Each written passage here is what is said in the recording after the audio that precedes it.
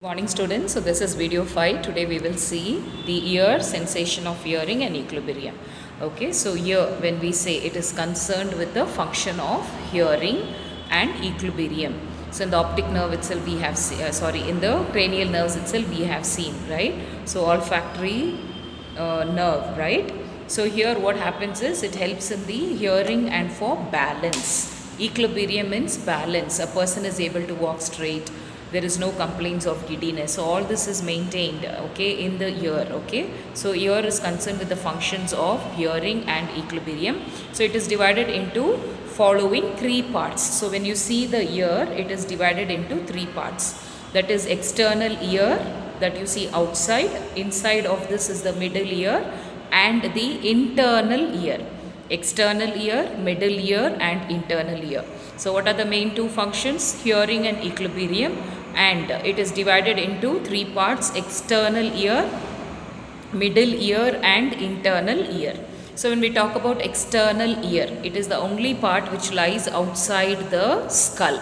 Okay, so this external ear, if you see, it is the only part which lies outside the skull. So outside of the skull only you have this external part, otherwise everything is inside, right? So it is placed inside. So this is called as pinna or auricle, which is a funnel shaped organ made of elastic fibrocartilage. That's why they squeeze, right? So some teachers in schools, they used to do like this, because why? It has got elastic fibrocartilage. You can just put it in any shape that you want and it will come back to the normal shape. That is because of the elastic fibrocartilage.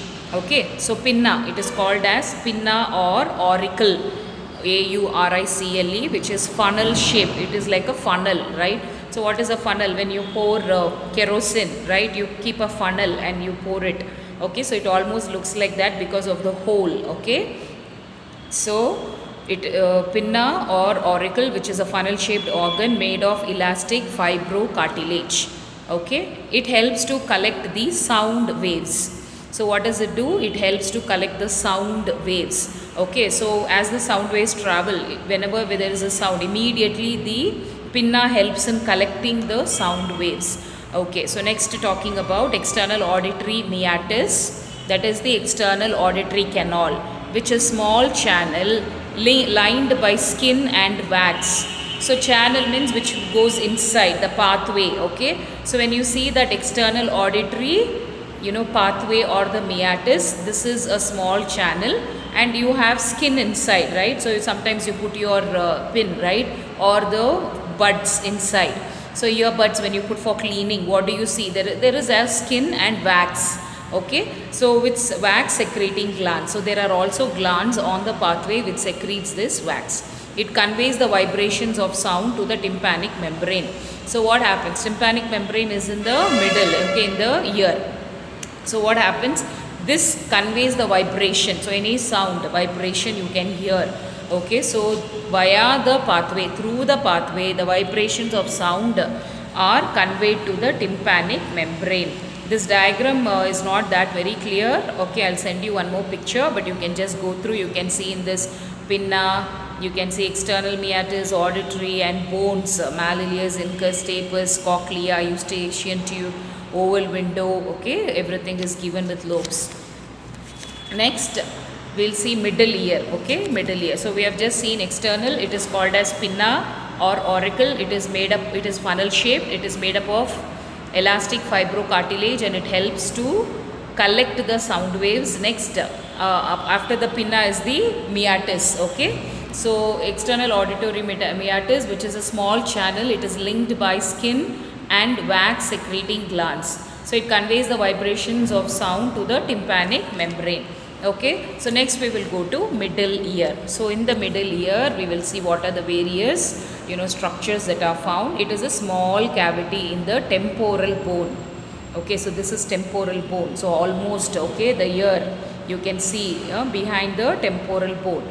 Okay, so you have, it is a small cavity in the temporal bone. So in the temporal bone behind you will see a small cavity. Okay, so two foramina in the inner or middle wall called. So you have foramen Okay, it is like a opening. Okay, two foramina in the inner or medial wall called as fenestrae ovalis or oval window. Okay, you can see that here. Okay, in the diagram. Okay, so fenestrae ovalis in the or oval window. Because it is oval in shape, we also called it as oval window. Window because there is an opening. Okay, so two foramen is opening again in the inner or middle wall called as fenestrae ovalis or oval window, and fenestrae rotundum or round window. Okay, fenestrae rotundum, this is round in shape, so it is also called as round window. Round window. Okay, rotundum. Okay, round window. Next, so first is tympanic membrane or eardrum, which forms the lateral wall. So it will be like a wall. Okay, in the middle ear you will see that tympanic membrane. So pinna, external ear, meatus, then you will see a wall which is a tympanic membrane. Okay, and it is like a lateral wall, tympanic membrane, or it is also called as eardrum. So eardrum or tympanic membrane. Okay, it forms the lateral wall. And then we see that there are two foramen, that is the fenestrae ovalis or oval window, or fenestrae rotundum or round window. Third, eustachian tube. Okay, so through which middle ear communicates anteriorly with nasopharynx. So sometimes when our nose is blocked also when we speak, okay, we can usually, all these are connected together, eye, ear, nose. Okay, so in one way or the other way, nose and ear is connected much. Okay, and the throat also. Okay, so that's why it's very important. Okay, even if one gets affected, it affects the other joint. Okay, so we have to be other part, so we have to be very careful when it comes to sense organs. So eustachian tube, through which middle ear communicates. So it is through this eustachian tube which is found in the middle ear. Okay, so this helps in communicating the anteriorly with nasopharynx. So temporal bone here is the middle ear, so to that in the front it is the nasopharynx. So anterior is in the front, right? So from the middle ear to the anterior portion is your nose. Okay, so it helps in communicating anteriorly with nasopharynx. Next is auditus, a narrow channel which connects the middle ear posteriorly with mastoid antrum, present in the mastoid process of temporal bone. So you have auditus, and this is also a channel, a narrow channel which connects the middle ear posteriorly. Okay, so a narrow channel which connects the middle ear.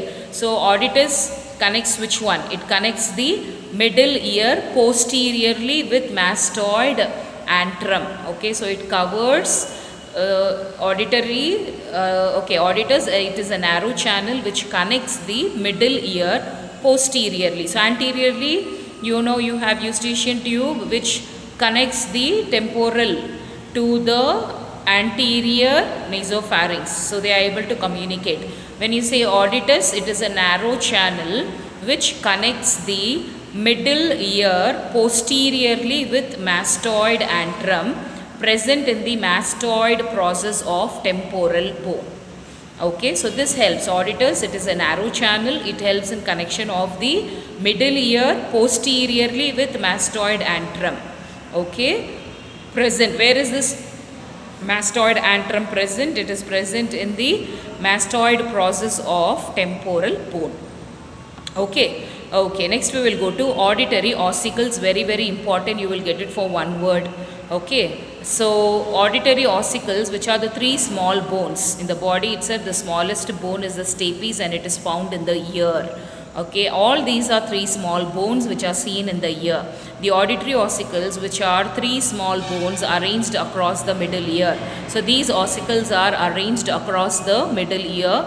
The three ossicles are malleus, incus and stapes. Malleus, M-A-L-L-E-U-S, malleus, incus, I-N-C-U-S, and S-T-A-P-E-S. So these are the three ossicles which are present across the middle ear. So the handle of malleus is fixed to the eardrum. So when you see this malleus bone is fixed, this is fixed, malleus bone is fixed to the eardrum. Eardrum is nothing but the tympanic membrane which forms the lateral wall. Okay, the head of the malleus is connected to incus. So the head is connected to the incus. The handle of malleus is fixed to the eardrum. Okay, and then you see head is connected to the incus, which in turn is connected to stapes. So all these three bones are connected with each other, and among the three bones, which is the smallest bone means stapes. These are called as ear ossicles, which are found across the middle ear. Okay, so what it is said here, the handle of the malleus is connected to the eardrum, and the head of the malleus is connected to the incus, which in turn is connected to stapes. Okay, next we will move on to inner ear. So before that I will just summarize the middle ear. So in the middle ear we have seen tympanic membrane or eardrum, which forms the lateral wall. Okay, and then you have two foramina, okay, where it is in the inner or medial wall, okay, in the middle wall of the middle ear. Okay, so what is it? It is fenestra ovalis or oval window, fenestra rotundum or round window.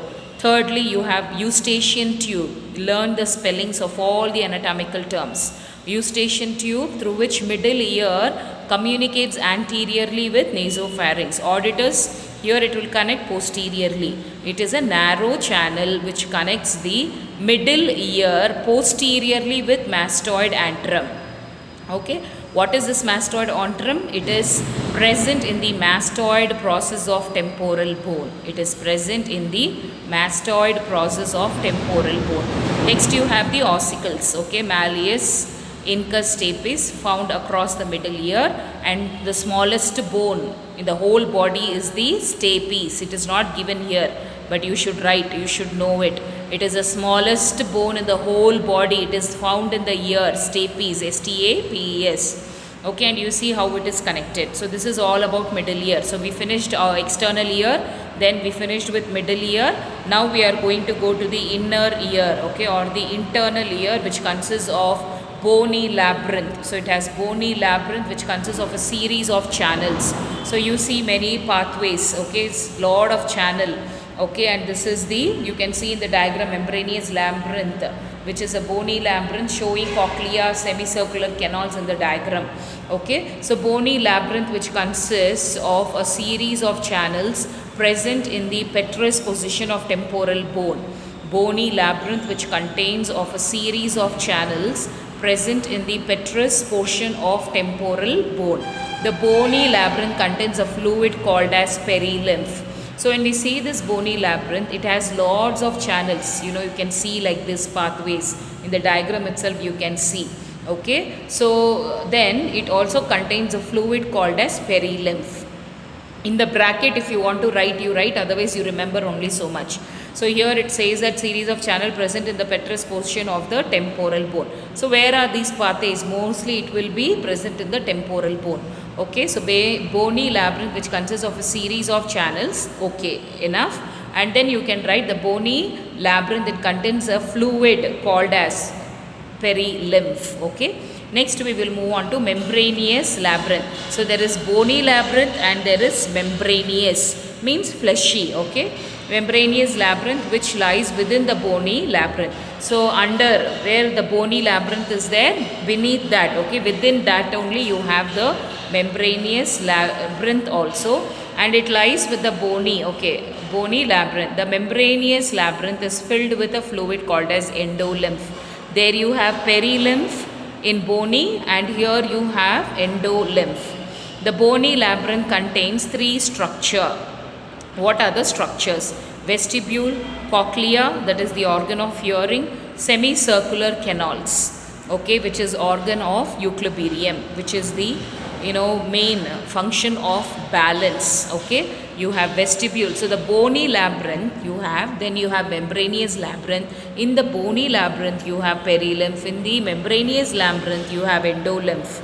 And then the bony labyrinth contains three structures, which is called as vestibule, cochlea. Cochlea is the organ of hearing, so it is dependent on the cochlea, okay, for hearing, and semicircular canals, which are also the organ of equilibrium, which is the organ of balance. Okay, so vestibule, cochlea, semicircular canals. Now talking about the vestibule, it is the central part. It lies between cochlea in front and semicircular canals behind. Okay, so it is the central part. It lies between cochlea in front and semicircular canals behind. So you will see that this vestibule, it is a central part, which means it is found in the center of the bony labyrinth. You can see in the picture. Okay, so whenever you are writing notes, draw the picture and then listen to the video. It becomes easy for you to understand. Okay, so it is in the central part. Where does it lie? It lie between cochlea in the front and semicircular canals behind. So in front of the vestibule you have cochlea, and behind, that is back side. Okay, when you see, you have it lies behind cochlea. Okay, it lies between cochlea in the front and semicircular, you can see behind, that is back. Okay, in the front you have cochlea, in the back you have superior semicircular canal. Okay, it contains utricle and saccule, which are parts of membranous labyrinth. So in this vestibule you have two more parts, which is called as, the utricle and saccule, and these are becoming the parts of the membranous labyrinth. So vestibule, it is a central part. In the front it has got cochlea, in the back side it has got superior semicircular canal, and it also contains utricle and saccule, which are parts of membranous labyrinth. Okay, next talking about the cochlea. Okay, so when we talk about the cochlea, it is a spiral canal which looks like the shell of snail. Okay, so it is a spiral canal. You can see in the diagram, it looks like a snail. Okay, snail, have you seen? Okay, so it looks like a snail. It is a spiral canal which looks like the shell of a snail. So in that you have modiolus. Okay, what is modiolus? Is a central column of spongy bone around which the spinal canal twins. Okay, so in the center you have modiolus. Okay, so this is said to be spongy bone around which the spinal. So there are bones around which the spiral canal is there. So in between that spiral we have this modiolus, which is the central column of spongy bone found around which the spiral canal twins. Okay, so as it twins, you see that there is a modiolus, which is a spongy bone. Second, basilar membrane is a membranous septum which divides the cochlea into two parts. So this basilar membrane divides the septum into two. Okay, that is an upper part called as scala vestibuli, the lower part called as scala media. Okay, so this basilar membrane, actually it's a membranous septum which divides the cochlea into two. That is, upper part is called as scala vestibuli and lower part of the cochlea is called as scala media, and this membrane which separates them is called as basilar membrane. Thirdly, organ of Corti is the auditory receptor which resets on the basilar membrane.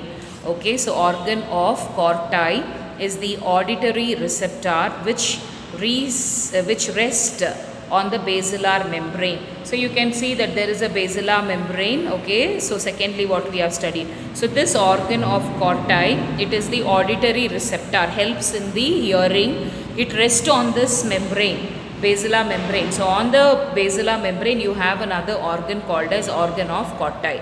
The organ of Corti contains rows of elongated hair cells. So that's where you have hair structures. Okay, hair cells. So the organ of Corti contains rows of elongated hair cells. The fibers of cochlear nerve are in contact with these hair cells. Okay, so all the fibers of the cochlea, when you see, the nerve are in contact with these hair cells. Okay, so this is all about cochlea. So it is a spiral canal. In that there are three parts which are there: modiolus, which is the spongy bone; basilar membrane, which separates the cochlea into two; and then organ of Corti, which rests on the basilar membrane, and then it contains rows. This is the one which contains or has rows of hair cells. Okay, so the fibers of cochlear nerve are in contact with these hair cells. Next we will go to semicircular canal. Okay, and with this I will stop. Tomorrow we will see the mechanism of hearing and the tongue, because it is small. We will see together and then we will continue with the other. Okay, so semicircular canals, when you say, each ear has 3 semicircular canals. So both the ear you see that there are 3 semicircular canals already we have seen. Behind the vestibule is the semicircular canal. Okay, so they are posterior, superior and lateral. So you can see them posteriorly, superiorly and laterally. Okay, posterior is anterior is front, posterior is back, superior is up, lateral is at the sides. So each semicircular canal has an enlarged end called ampullae.